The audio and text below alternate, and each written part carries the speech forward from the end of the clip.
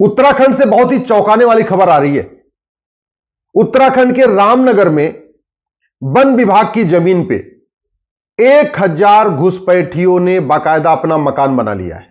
1000 परिवार, उसमें से 4000 ने तो वोटर लिस्ट बनवा लिया है।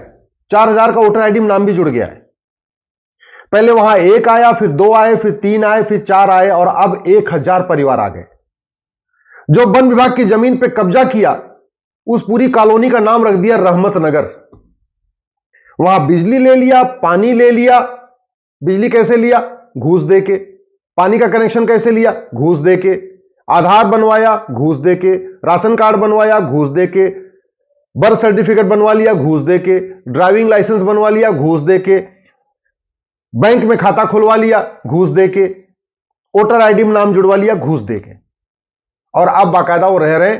और बड़ा एक उन्होंने और भी काम किया कि जब सारे डॉक्यूमेंट बन गए, वोटर आईडी में नाम जुड़ गया, तो उन्होंने अपनी जमीन को दूसरे घुसपैठियों को ट्रांसफर कर दिया 10 रुपए के स्टैंप पे, जिससे कल को कोई ये ना कहे कि भाई तुम आए कहां से। अब जिसको पुलिस पकड़ती, वो कहता जी ये जमीन तो हमने खरीदा था। किससे खरीदा था? वो दूसरे से। उसको पकड़ रहे, वो कह रहा है हम जहां रहे हमने तो तीसरे से खरीदा। तो हुआ क्या? झुग्गी नंबर 1 वाले ने अपनी जमीन झुग्गी नंबर 2 वाले को 10 रुपए के स्टैंप पेपर पे दे दिया। झुग्गी नंबर 2 वाले ने झुग्गी नंबर 3 को दे दिया। झुग्गी नंबर 3 वाले ने झुग्गी नंबर 4 को दे दिया। इसका मतलब सारे के सारे रहने वाले सारे वहां घुसपैठी हैं, लेकिन उन्होंने तहसील में जाके दलालों को पकड़ा, 10-10 रुपए के स्टैंप पेपर पे अपनी झुग्गी दूसरे को बेच दिया। जब 2017 मैंने पीआईएल फाइल किया था, उस समय मैंने कहा था सुप्रीम कोर्ट में 5 करोड़ घुसपैठी आ चुके हैं। अब तो 2024 हो चुका है, अब तो ये 5.5 करोड़ हो चुके हैं। ऐसा कोई घुसपैठिया नहीं है जिसके 10 से कम बच्चे हैं। 15-15 बच्चे हैं घुसपैठियों के, 16-16 बच्चे हैं इनके। हर साल एक बच्चा पैदा हो रहा है। घुसपैठ हमारी राष्ट्रीय सुरक्षा के लिए खतरा है, लेकिन आज तक घुसपैठियों पे एनएसए लगाया नहीं जा रहा है। घुसपैठ हमारी देश की एकता अखंडता के लिए खतरा है, लेकिन घुसपैठियों पे यूएपीए लगाया ही नहीं जा रहा। घुसपैठ वेजिंग वॉर है, इनडायरेक्ट वॉर है, भारत पे कब्जा करने की एक साजिश है।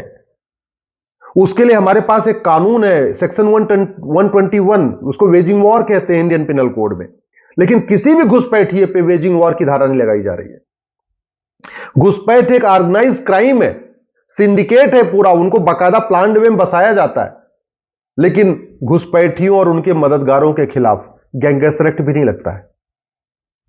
ये जो घुसपैठ की जा रही है, ये भारत को बर्बाद करने के लिए की जा रही है, लेकिन घुसपैठियों पे देशद्रोह की धारा नहीं लग रही है। जब तक घुसपैठियों और उनके मददगारों की 100% प्रॉपर्टी जब्त करने, घुसपैठियों और उनके मददगारों की नागरिकता खत्म करने, घुसपैठियों और उनके मददगारों की आजीवन कारावास देने के लिए कानून नहीं बनेगा, तब तक घुसपैठ नहीं रुकेगी।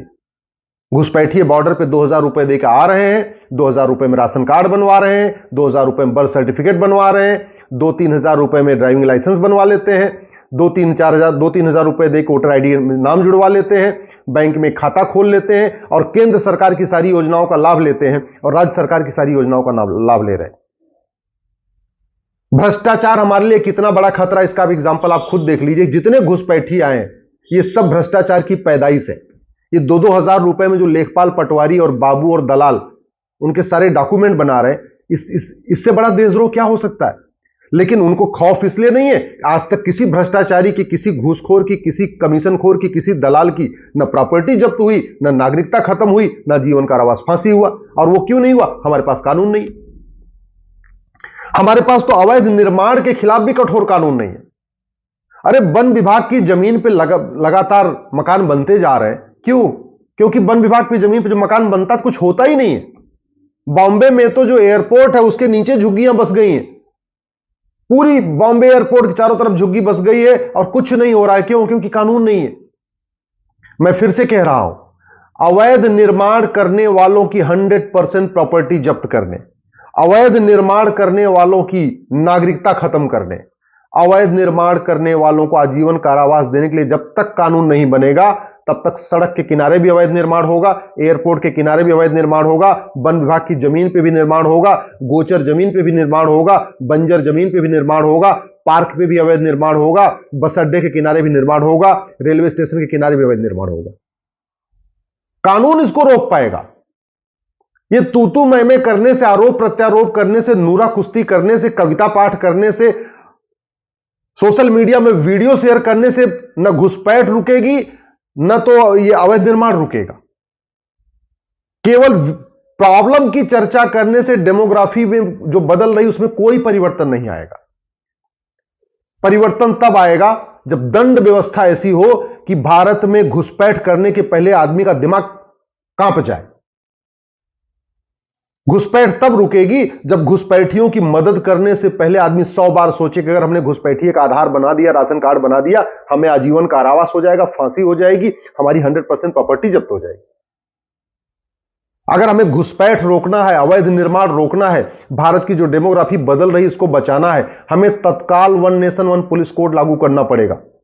पुलिस चार्टर लागू करना पड़ेगा कि 1 घंटे के अंदर FIR करना ही पड़ेगा और 1 महीने के अंदर जांच पूरी करनी ही पड़ेगी। 1 महीने के अंदर जांच तब पूरी होगी जब नार्को पॉलीग्राफ ब्रेन मैपिंग कानून बनेगा। ये जितने 1000 परिवार वहां पे कब्जा करके बैठे हैं, जिन्होंने रामनगर में रहमत नगर बसा दिया है, 10 घुसपैठियों को पकड़िए, उनका नार्को टेस्ट करिए, पॉलीग्राफ करिए, ब्रेन मैपिंग करिए, वो पूरा बता देंगे कि कौन उनको लाया, कौन उनकी मदद किया, किसने राशन कार्ड बनाया, किसने वोटर ID बनाया, किसने बर्थ सर्टिफिकेट बनाया, किसने किसने बसाया, सब बता देंगे वो। कौन कौन नेता उनका पनाहगार है, कौन कौन नेताओं ने उनकी मदद किया, सबका नाम ले लेंगे। लेकिन नार्को पॉलीग्राफ ब्रेन मैपिंग कानून बनाना पड़ेगा।